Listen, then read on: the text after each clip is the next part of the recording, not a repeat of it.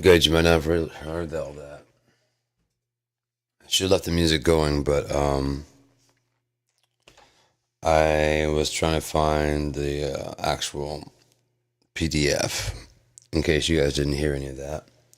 Um, I had it open not too long ago and worked just fine. But for some reason, didn't want to this time around, and I don't think I have. Oh, God is good. Let's go ahead and have a bowl while we're doing this. We left off at page 35. Our main character was having a hell of a time, but he was alive and kind of hopeful, kind of positive, kind of scared. Let's see where it goes from there. This one starts out as instead of a day, it just tells the location. 10 miles to Battle Creek. Don't make me come back there. Ah, so you found me out, eh? Not so subtle, was it? The big fluorescent pink JB on the sign. Battle Mountain, 10 miles. This is very odd because I'm writing this as I rest for a few minutes and I haven't even gotten to the Battle Mountain 10 miles sign. Weird, I know, but I couldn't take the time to write it then when I got there. Now could I? Too close to a fairly big city, no telling what I'll find when I get there, so caution first. Since you're coming to us the same way I did, what'd you think about that drive? Incredible, huh? The views, I mean. I completely forgot for a while that this whole thing has gone to shit. How'd you like that roadblock outside of Colfax? Was it still burning? You're welcome, by the way. How did I do it? Can you say rocket launcher? Yeah, I stocked up before I left. I found that right as I was getting ready to pull out. Stumbled across another Army surplus store. Couldn't believe my eyes. A fucking rocket launcher. This has been in our city this whole time. You know? Kind of fucked that someone was walking around our city and all the while they had this rocket launcher stashed out in their closet next to a ton of other weapons, thermal vision scopes, grenades. Ick. What if this guy had snapped one day while getting off the BART? It wasn't on a shelf. It was in the owner's personal stash. I guess he was stockpiling for just this sort of event. It's too bad the old guy didn't live long enough to get to use any of it, but God bless conspiracy nuts, eh? You'll find everything you need. CB radios, canned rations, water like crazy. I made a nice little pool there. I also had a few more thoughts for you. Do you think they named the other cities like Bliss and Paradise Hill to draw people away from somewhere so gruff sounding as Battle Mountain? Or do you imagine covered wagons crossing the west and going, I can't go any further, but I can't give up? You know, if we name it Bliss, we can say we found bliss and decided we didn't need to go any further. Just some brief food for thought. So, on to the rest of the information. I'm going straight till 80 minus 40, then plus 4. Then on and on again until you can rely on the rivers being green and the rocks bleed water. Oh yes, this back and forth between 181 and 187. The rock springs forth. If you seek direction, look to the north, or else, of course, you'll be well off course. If you're reading this, return it to where you found it. Someone else might need it, and we all need hope. Maybe I'll see you soon. Goodbye and good luck.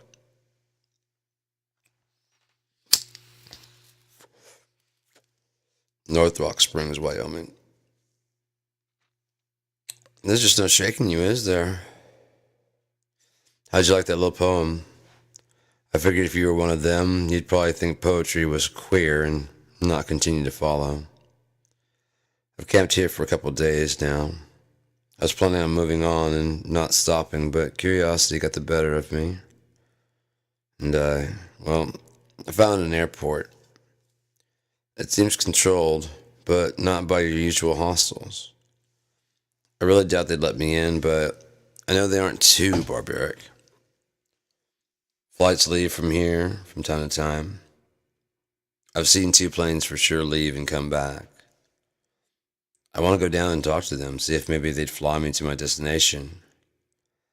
But I don't want them to shoot on sight. I also don't want to basically take them all of my hard-earned supplies. They don't seem afraid, not in the least bit. They have lights and spotlights at the tower thing, whatever it's called. It's operational. I've passed a few cars on the way here. All of them have the same scrutinizing look on their faces. As do I as they pass me. I can't blame them. You can see a hunger in their eyes, the desire to stop and just exchange civilities, have some other human interaction than just that of the people in their survivor's therapy session on wheels. But we can't. They can't trust me any more than I can trust them.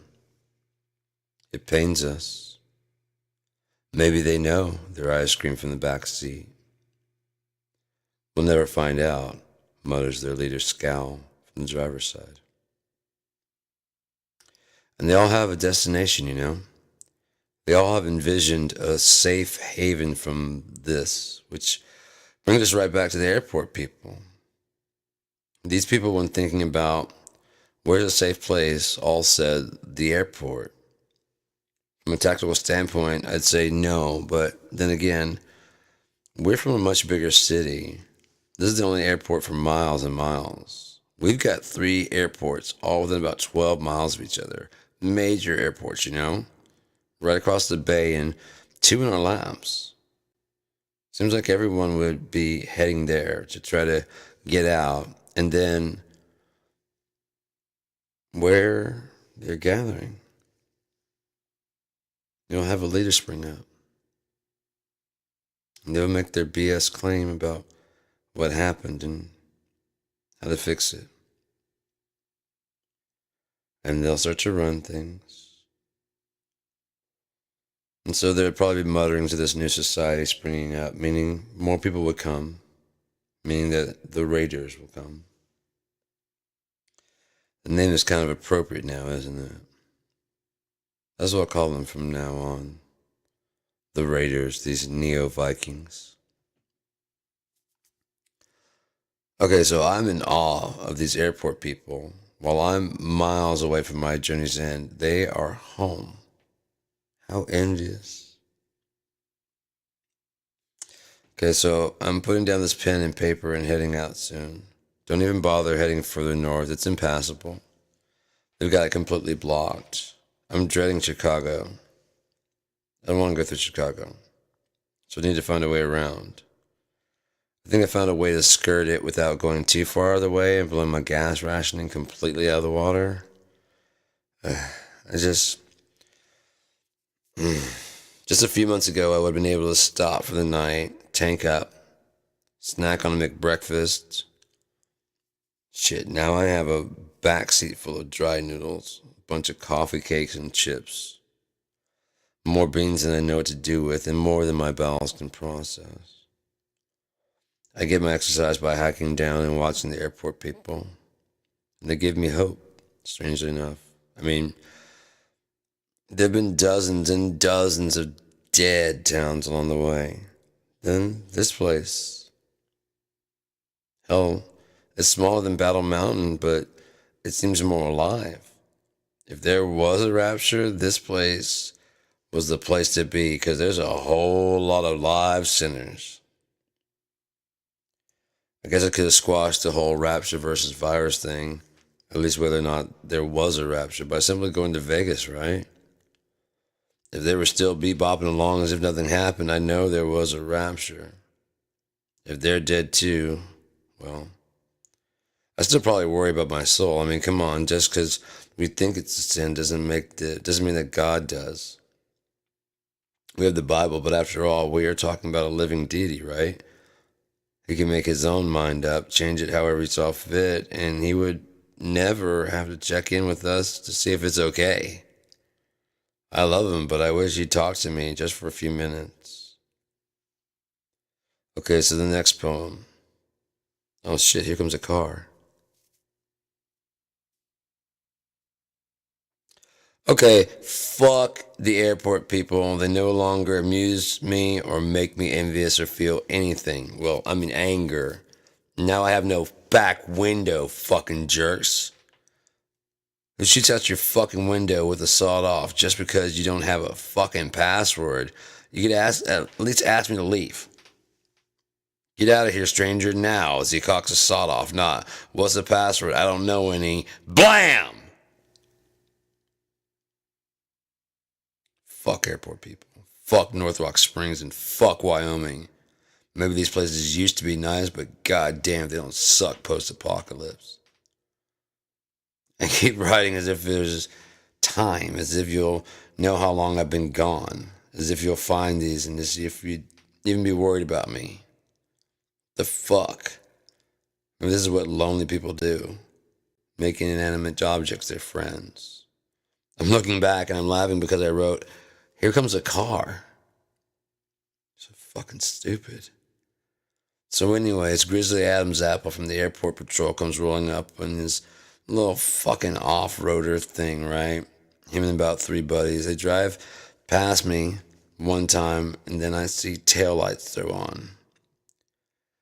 I've seen enough raiding parties to recognize people going for guns, so I get ready.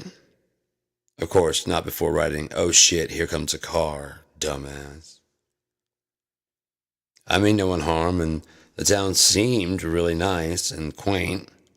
Like in its heyday, it really was awesome. That small town, big hearts, the whole thing. And this jackass gets all official on me and screams, get out of the fucking car with your hands up, to which I reply over my police-like PA system, fuck no, I'm sure you can understand why I'm going to stay right where I am. He screams, look, asshole, we've got guns and shit out here. You might want to do what we say. And I reply, you think Wyoming is the only place that sells guns, jackass? I've got 2 point on you right now. Never mind the fact that one of my hands is on the microphone, right? So one of the boys yells out, look, tell us the password or you're fucking dead. The rest I think you know. I peeled out of there faster than shit through a colon after a week's worth of laxatives. I didn't stop until just now, at least 50 miles away. They didn't chase. I would have smoked them if they had anyway. Their car was a piece of shit. They probably had a good mile on them by the time the dumbasses got back in their car. I need a dog. Random? Yes.